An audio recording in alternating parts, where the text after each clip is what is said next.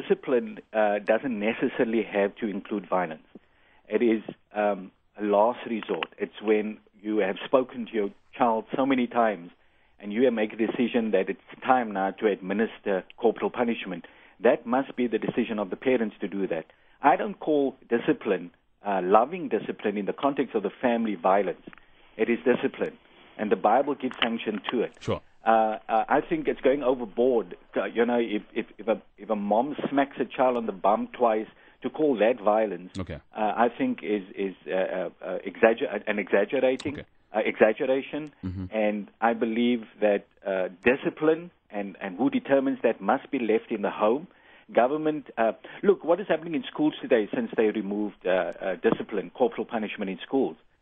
We can see the manifestation of that, the unruliness, the complete lack of respect for authority and symbols of authority as all a result of the lack of discipline in our society. And we cannot now take, what has gone wrong in our schooling systems, take that into the home, because that's a recipe for disaster. Let me throw that back then to Edmond. Firstly, what has happened to the school. But, there's an important point here, and I saw this in the article in the newspaper over the weekend, because if these discussions result in the amendment to the Children's Act, so using any kind of corporal punishment would become a crime, including the use of a cane, slipper, hand, wooden spoon, or some other object when disciplining a child. And the argument here that's being presented by Mr. Naidoo is that then what do parents have to discipline their children if you take away everything?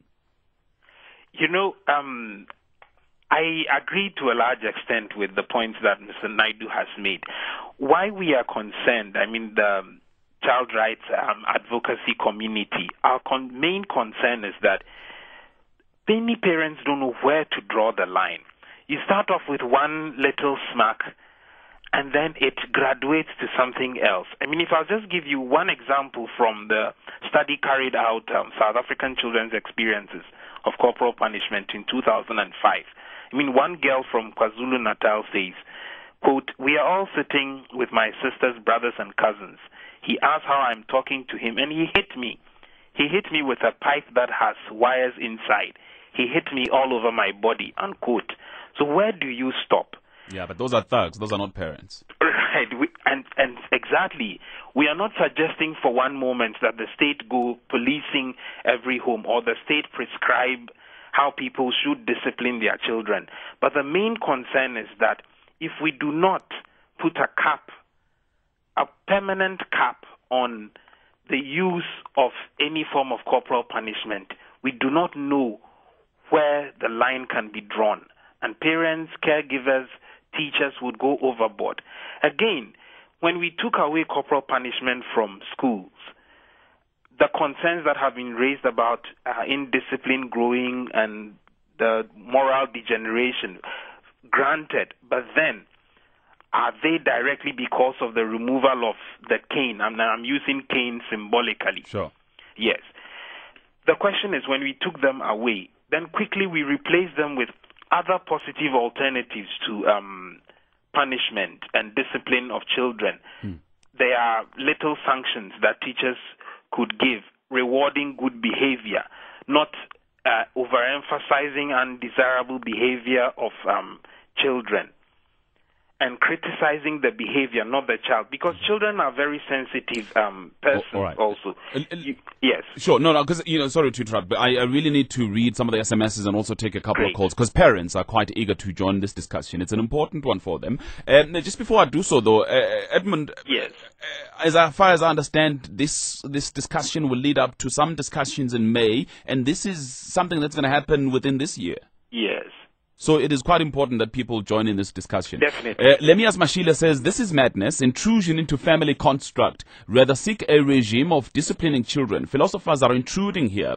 There's also another one that says, "Spare the rod, spoil a child. I grew up on the rod and I have been molded into a better person." Madoda says, "These people have no love for children. They want a corrupt, unruly and rotten society." There's an SMS as well that says, "An abusive parent is such irrespective of children's rights. All right, it says an abusive parent is such, irrespective of children's rights. There is no scientific proof that punishment leads to abuse.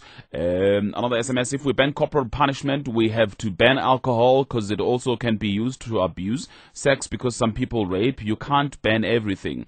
Kibacha says, spare the rod, spoil the child. Spanking is just to instill discipline, though shouldn't be excessive. All right, I'm going to come back to these SMSs, but let me take one or two calls, then I'll start with Eddie in Woordendalsrus. Good morning to you, Eddie. How are you, my brother? I'm all right, welcome. No, thank you for the topic, man. Good, go ahead. We need it these days, yeah. Sure. No, what I wanted to say, Koran, is that all of us will remember that God made the commandments, and those commandments were out of disobedience. But in those commandments, you can see God's love in it.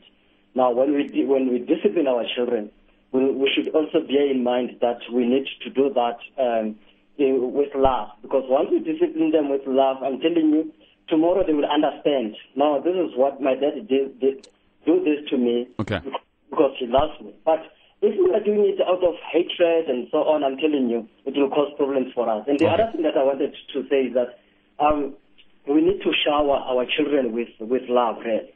And I'm telling you, we'll see their behavior becoming what we want them to be. Let's not forget Ephesians chapter 6. Okay, thank you very much, Eddie. Woordendalsrus. Let's go to Masha in Cape Town. Masha, good morning. Good morning. Hi, welcome. I just briefly heard the comments that they want to bring this in as law. Is that correct? True, yeah. Well, you know what? I think they must be very careful when they decide to do this, because it is in conflict with Christianity and the Bible. And the Bible states categorically in many scriptures that to use the cane will not kill the child, and you will save that child from a lot of woe. And it says to discipline your child, you must use the rod.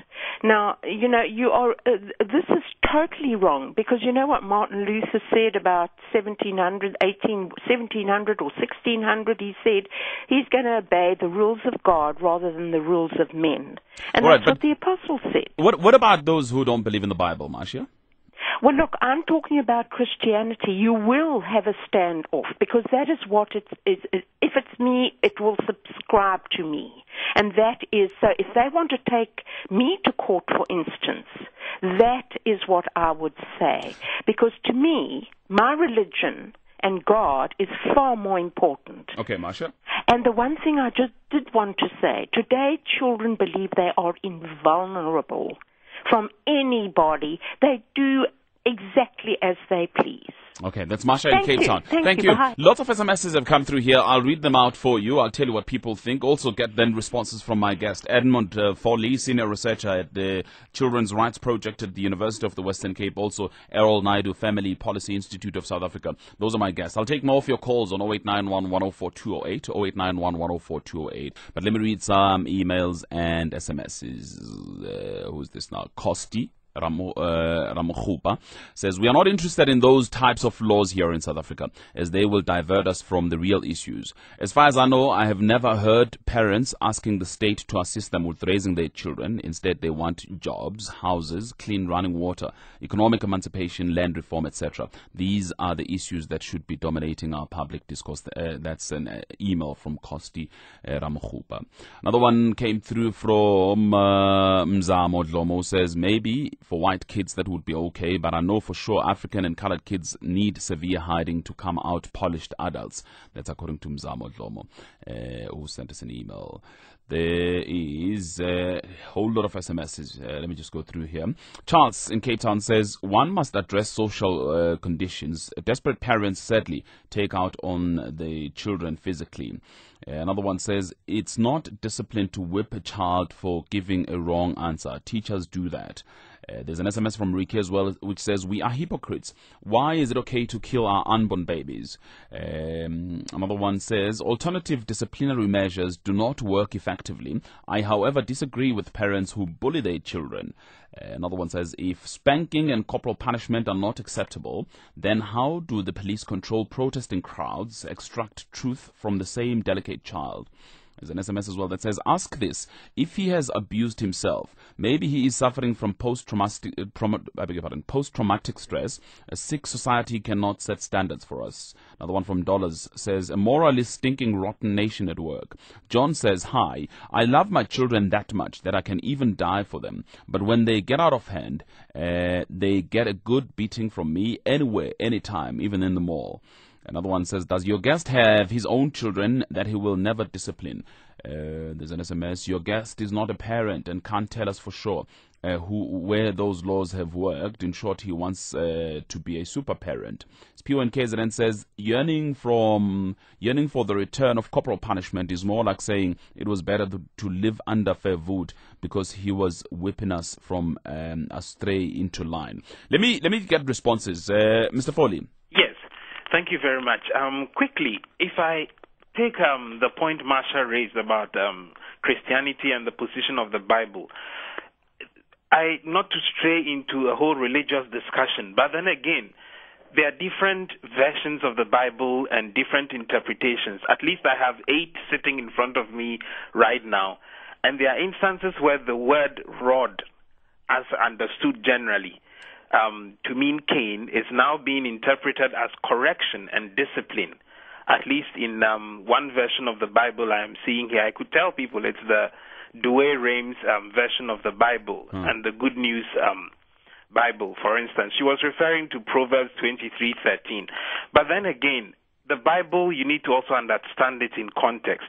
St. Paul at a point in time was asking slaves to obey their masters, but we do not accept slavery in today's world. So that's why I would leave that argument. Again, let me just reiterate that the issue is emotive, it is subjective. The state is not, or we are not asking the state to go and actually instruct people as to what they should do in their homes. What we are bringing to the public's attention is the fact that if we continue down this line without pausing to rethink about our children's capacities, their own concerns, their own feelings about how we discipline them, I mean, who are you to determine whether the punishment you are inflicting is painful for the child or not? If we do not pause to ask these questions, and corporal punishment having that great tendency to lead to abuse, we need to pause, think about it, take hard decisions, and say, no, we must stop it. That is the position from which the Child Rights Project and other child rights advocates asking for this are coming. I'll get a response from Mr. Naidoo in a minute, but let me read this SMS from Sandile that says, can South Africans please refrain from using the Bible and other scriptures as a basis of morality? Let scientific reasoning guide our thinking. Let me say hello, Pat. Good day, Tolani. Well, I use the Bible for my reasoning. I don't think it is wrong. I just want Mr. Edmond to just think through what it means to me as a person who believes in the Bible. What he is saying to me is actually prophecy, because the Bible says there will come a time when children will rule over them, and such parents who are being ruled over by children, in other words, a particular type of logic that makes the logic of the parent to become subservient to the logic of a child who is not to be chastised, to me represents hate speech to parents. It is an expression of hate that is inaugurating hell on earth, because the Creator says, if you withhold correction, which is the rod from your child, you are actually sentencing them to hell. But now, it is the Creator who knows this. It's not Mr. Edmond. So does he have a heaven to take those children to or not? Pat, the issue of the Bible, though, because, again, it's going to take us, I think we're going to end up digressing. Yeah, we should not, the point I'm making is that the morals that we execute as parents in our private homes, some of us choose biblical principles to live by. And if the Bible instructs us this way, and you say that those principles are no longer in action because a particular version of the Bible has changed the rod to discipline and so on, it's actually interfering with our belief and our faith. The Constitution is supposed to be protecting that faith. And then if you change it willy-nilly, you are not a Christian, or you stand outside of that belief system, then you are interfering with our rights to execute What about the belief. passage? What about the passage that Edmond quoted now? That it's in the Bible that slaves must respect their masters. Well, there's no well about it. Look. Edmond is not standing on a platform of defending the Bible. I am committed to defending the version which is actually saying that God must protect. I mean, we are expressing love. So when you defend selectively. We should not chastise our children. Is inaugurating hell on them. So will he save us? Is he our new Messiah? No, he can't be.